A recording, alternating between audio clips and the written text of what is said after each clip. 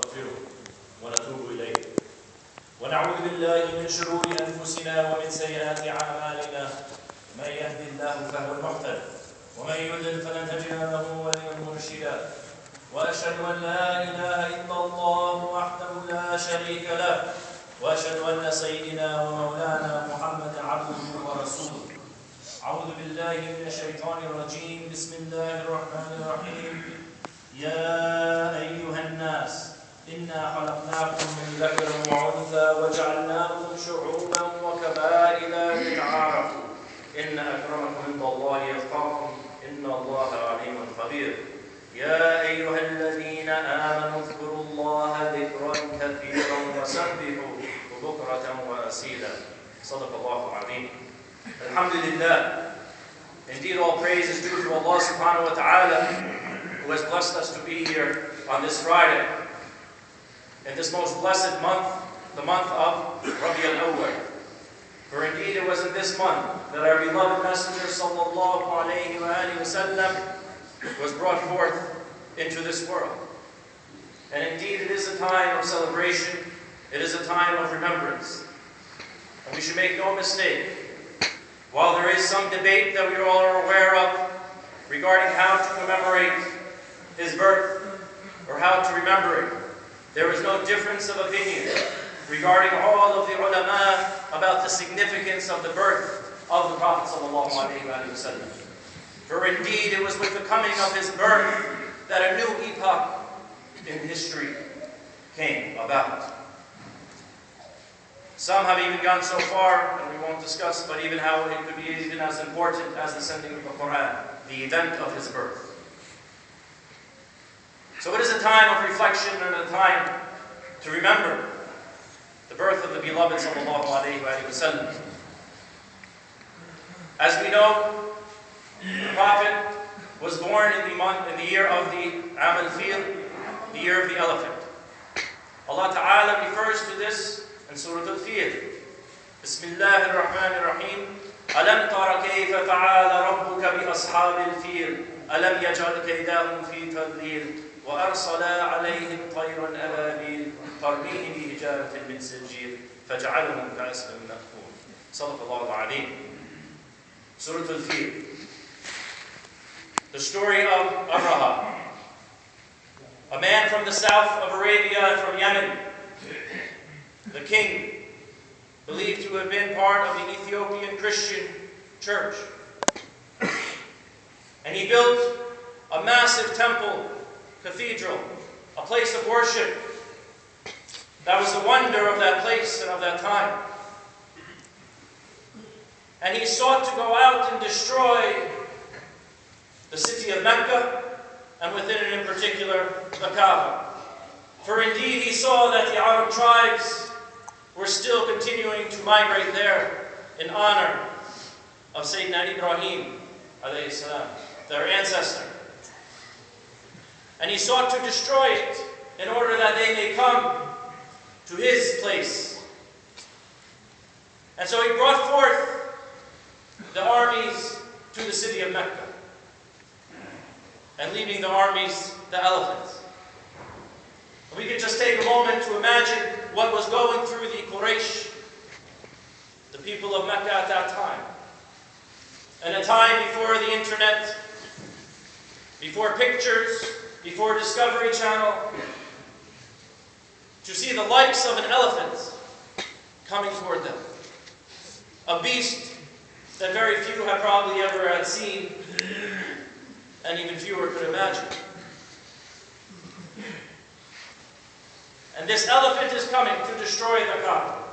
And when they gather around to find out what to do, Abdul Muttalib, the Emir, the Sheikh of Mecca at that time, the Sayyid, he tells them all to leave the city, to go to the outskirts of the city. And then he goes forth to meet Abraha outside of Mecca. And when he comes in, Abraha immediately sees that he is a man of nobility, that he is a man of honor. For indeed, Abdul Muttalib had a presence about him. Certain people we know when they enter, they have a certain presence about them that distinguishes them from others. And Abdul Muttalib approaches Abraha. He has all of his advisors around him. And he says, Ya Abraha, amongst the many things you have taken some of my camels. And I have come to get my 200 camels that you have taken. At this moment, Abraha is in shock. He's in shock.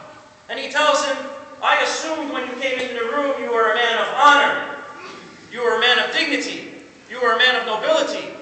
I have come to destroy your city. I presumed you were going to either surrender the city, negotiate some sort of terms, and all you're concerned about is some camels. What is this nobility? And Abdul Muttalib tells him, I am the Rabb, I am the Lord of my camels. I am responsible for them. I have to offer protection to them. This house is the house of God Almighty. And He will protect His house, as I will protect my camels. This warning to Abraha was not taken. And he proceeded to go forward and to try to destroy the Kaaba. And as we know, Allah Ta'ala sends the Ababil, these little birds, insignificant, thousands upon thousands. And they come with the pebbles and the stones and they stone the army of Abraham.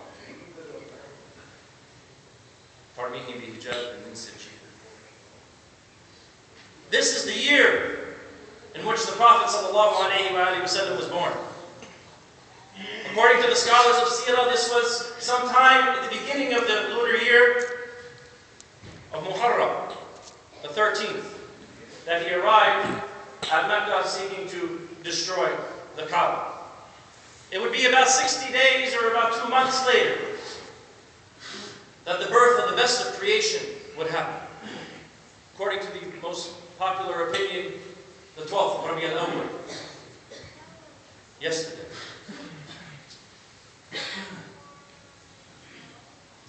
When the Prophet ﷺ was born, he was born into the tribe of Quraysh and into the family of Hashim. He described his lineage that of all of the children of Ismail, the best is Kinana. And the best of Kinana was Quraysh. And the best of Quraysh was Hashim, Bani Hashim. And the best of Bani Hashim was he. The best of the best in lineage. And another narration that between him and Sayyidina Adam alayhi salam, not one incidence of fornication or adultery, of illegitimacy in any way. Noble lineage, going back to the first man. When he was brought forth into this world, he was brought forth without a father.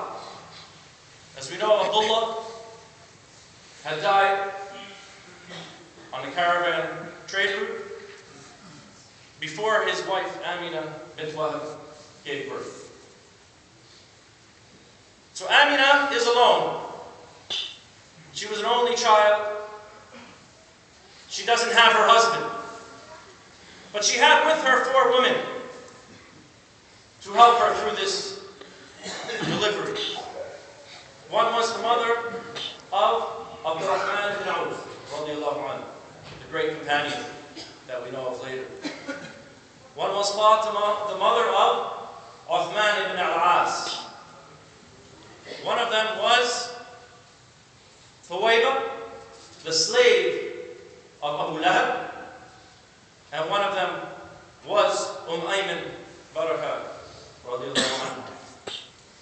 the wet nurse of the Prophet ﷺ, who one day married Zayd ibn Thabit, and be the mother of the great companion Osama, Zayd. So they're there and they assist her. And while she's giving birth, she sees coming from her belly a light shining all the way to Sham. May Allah Ta'ala alleviate the suffering of the people of Sham. Of the city of Basra. And the Prophet ﷺ confirms what his mother had seen that night. Later in life when he says, I am the answer to the dua of Sayyidina Ibrahim. I am the good news, the bashara of Sayyidina Isa. And I am that light that my mother had seen when she was giving birth.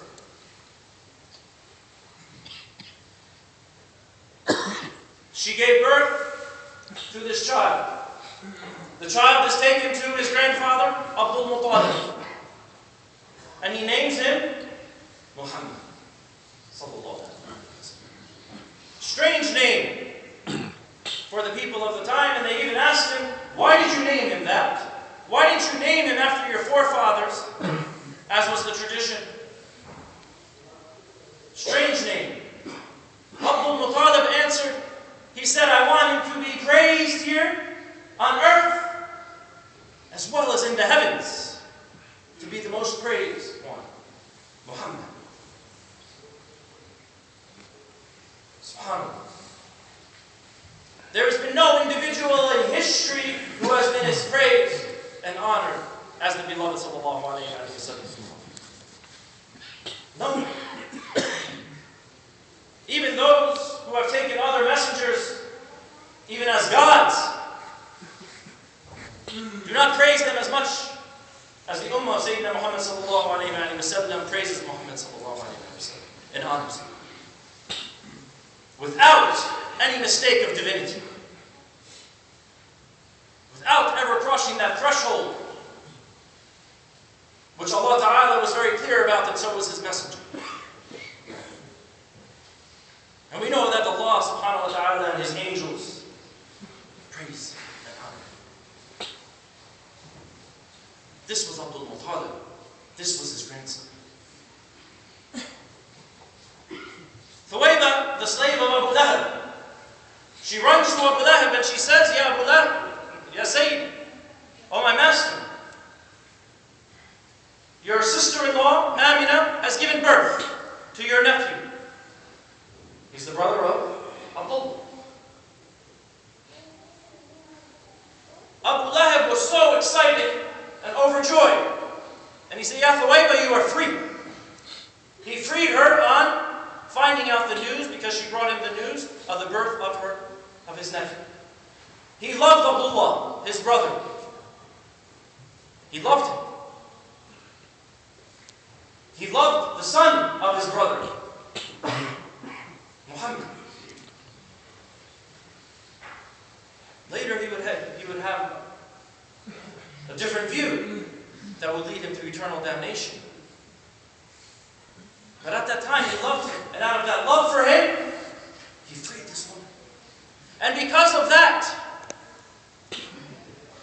in Jahannam, on Mondays, he gets some respite, he gets some relief from the torture he is suffering. From his fingers, he gets some sweetness. Why? Because Rasul sallallahu alayhi wa sallam was born on that Monday. And because of his freeing of a woman in celebration of that. The one who was cursed, still because at some point he felt joy for Rasul sallallahu alayhi wa sallam. At one point in his life. This indeed is a noble month, brothers and sisters. This indeed is a noble day. When we look to the early events that took place, and we find this throughout the seerah, there are people who perceive a reality, but it's not reality. What they see with their eyes, what they see with their intellects, doesn't always match what is the truth. So we find, for example, Abraha. What did he see? He came and he saw the Kaaba, this simple structure, which he thought didn't compare to his magnificent temple, an architectural wonder. He didn't see the reality of the Kaaba the reality of Mecca being a blessed place chosen by God. It wasn't about the structure that he could only see externally, but what it represented and who blessed it. Who blessed that city? That was its reality. We see Abu Lahab. He saw the son of his nephew, of his brother, a yatim, poor orphan, no father. He felt sorry for him. That's all he saw. He didn't see what Amina saw, with the light coming forward, the reality of what was in her womb. Later when the Quraysh, and they used to ask the Prophet, you, of all people, you don't even have sons, because his sons didn't live. External ways of verifying and looking at him from their own intellect, from their own rationale, blinded to the reality. Abraha had the head of his army, the elephant Mahmud, praised. He thought the elephant which destroys the Kaaba will be the one that is praised. Mahmud. Abdul Muttalib saw something else. He saw that the one that was born was not only going to be praised in this world, but it was the one who was to be praised in the heavens. You can praise who you want, but if it is not the one that Allah Ta'ala has chosen to be praised, it will not be the one who deserves that praise and who is the honor of that praise, the recipient of that praise. Abdul Muttalib realized that. It's not what the people say, what you think. It's what the heavens say. The Arabs themselves, they were operating in a time they didn't have calendars. The Alexandrian calendar, the Judaic calendar at the time, Byzantine calendar, Persian calendar.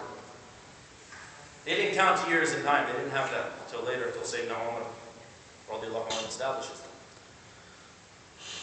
with the marking of the Hijrah. But they remember this year, Ahmad Fil. Why? Because in their perception of reality, that was the year in which God saved them from destruction. They didn't realize within 2 months of that event that in fact that year was blessed and honored, for they would be saved from destruction for all of eternity. That it wasn't about the city of Mecca that was to be saved, but it was about humanity was to be saved. For indeed, sallallahu alayhi wa sallam was born physically before the advent of dawn, just before Salat al-Fajr. And we see in this a great symbolism. For indeed, with his birth came a new era when the sun would shine for all of humanity till Yawm al-Qiyamah, when people would be brought out from the darkness of the night, from the darkness of ignorance, into the light of day, into the light of knowledge. It was indeed a blessed night. And it was indeed occurred in a blessed month. We ask Allah subhanahu wa ta'ala to forgive us.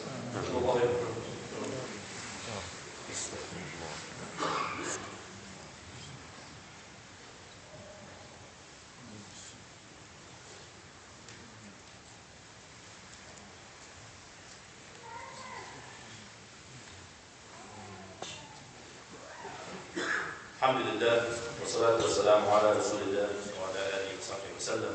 A'udhu billahi min ash-shaytan ar-rajim. Bismillahir rahmanir rahim. Inna Allah wa malaikatahu yusalluna ala an-nabi. Ya ayyuhalladhina amanu sallu alayhi wa sallimu taslima. Allahumma salli ala sayyidina Muhammad wa ala ali sayyidina Muhammad. Kama sallaita ala sayyidina Ibrahim wa ala ali sayyidina Ibrahim. Wa barik ala sayyidina Muhammad وعلى آل سيدنا محمد كما بارك على سيدنا إبراهيم وعلى آل سيدنا إبراهيم في العالمين إنك حميد مجيد. This past Monday was the day in which the experts have said is the most depressed day of the year. It happened to coincide with a major event down in Washington. For some, maybe that was the reason. Second verse, same as the first. But they usually say that this day is about the time period in which people's New Year's resolutions have fallen flat. What they anticipated to do at New Year's for the becoming of the year, they weren't able to last 3 weeks. And so they become depressed because they feel that they are failures. And so maybe some of us are experiencing this week. Things we had hoped to do or accomplish, and we haven't been able to be consistent. I would suggest, if you have not done already, and you don't have any resolution for the coming year or plan, use this month, the month of Rabi al-Awwal, to craft an intention that I will make this year the year of the Prophet, sallallahu alaihi wasallam. That I will make this year the year in which I draw nearer to him, in which I learn about him, in which I learn and increase my love of him. Make this the year. Make this the year that counts. That on Yom al-Qiyamah, you will see it was in the year of 2013 that you fell in love with the Messenger of God. Or make this the year in which you came to realize in the year 2013 you thought you loved him, but now you have a deeper understanding of that love. As Sayyidina Umar radiallahu anhu, when he came to Rasul sallallahu alayhi wa sallam, he said, Ya Rasulullah, I love you. I love you more than anything in the world, except for myself. Sometimes we don't think about the implications. Sayyidina Umar had a profound love for the Prophet. One that many of us wish we could probably even have. To love him more than everything. Your children, your wife, your parents, your work, your prestige, career, money. But the only thing you have left is love for yourself. Natural human instinct. That's a very high level of love that we can maybe hope to have. But what did the Prophet ﷺ tell us? It's not enough. It's not enough. Love for me is what? Everything in the world, including yourself. At that moment, Sayyidina Umar had an opening internally of his heart. An expansive concept of love. He had love for Rasul, for the beloved. But now it grew even greater, and he came to that moment of realization that in fact, yes, Ya Rasulullah, I love you even more than myself. Now you have complete faith. Now you have complete faith. Sayyidina Umar didn't do anything externally. No more dhikr, no more ibadah, no more giving charity, nothing. It was an internal state, a moving from one maqam to another, one station to another, and internalizing that. Profound love. Sayyidina Umar will remember on Yom al-Qiyamah that day that he loved Rasulullah sallallahu alayhi wa sallam. That day in which he loved him more than anything in the world. Make this the year. And inshallah ta'ala that you can testify in Yom al-Qiyamah and it will be shown to you, this was the year. This was the year. Make that intention. Use the month of his birth, which we try to draw nearer to him. If we don't, brothers and sisters, you know, there's something else for several years now that I have heard that has continued to trouble me deeply. And unfortunately, it was not the first time or the only time that I heard it. A young man had come to me, 2021. He said, you know, I'm angry. I said, why are you angry? He said, yesterday, I was at some gathering or some program. It was the first time in my life that I felt that I desired to be with the Prophet ﷺ, to be in his company. I said, why are you angry? He said, because I spent a lifetime in the Muslim community, going to Islamic school, sitting in programs, sitting with imams, sitting with shiur, studying full-time Islamic school. He said, in my whole life, I never felt I really wanted to be with him. I knew I should be with him. I didn't want him. He seemed very harsh to me. He seemed hard. Like I wouldn't want to hang out with him. Brothers and sisters, I think this is an understanding many of us have. We follow him, we obey him. And we can't convey to our children if we don't have that love for him. Why do we think on Yawm al-Qiyamah that we will be blessed to be in Jannah with someone we don't love? We know for a fact he is the master of Jannah. He is in Jannah. Why would Allah Ta'ala put you in all of eternity? Is that a punishment or a salvation? With someone you don't love? We need to be lovers of Rasul sallallahu alayhi wa sallam. Don't get caught into the bickering and debates on whether to do the mawlid, not to do the mawlid. There's opinions on both sides. Khalas. Use your time. Instead of answering people on blogs, there's plenty that's out there. Use your time to draw nearer to him. Set aside time with your families. Ask your children, do you love him? Why? And if not, why not? Listen to them. Make this a year of love for the Messenger sallallahu alayhi wa sallam. We ask Allah Ta'ala to forgive us, to strengthen our iman, to make our houses houses of love, to make our houses houses of the Quran, to make our houses houses of the Sunnah of the beloved sallallahu alayhi wa sallam. Ya Allah, those of us who are in difficulty, we ask that you alleviate that difficulty. Ya Allah, we ask of you in these days, in these blessed days, in this blessed month, Ya Allah, to forgive us. اللهم اغفر للمسلمين والمسلمات والمؤمنين والمؤمنات الأحياء منهم والأموات إنك سميع مجيب الدعوات. عباد الله إن الله يأمر بالعدل والإحسان وإيتاء ذي القربى وينهى عن الفحشاء والمنكر والبغي يعظكم لعلكم تذكرون وأقيموا الصلاة.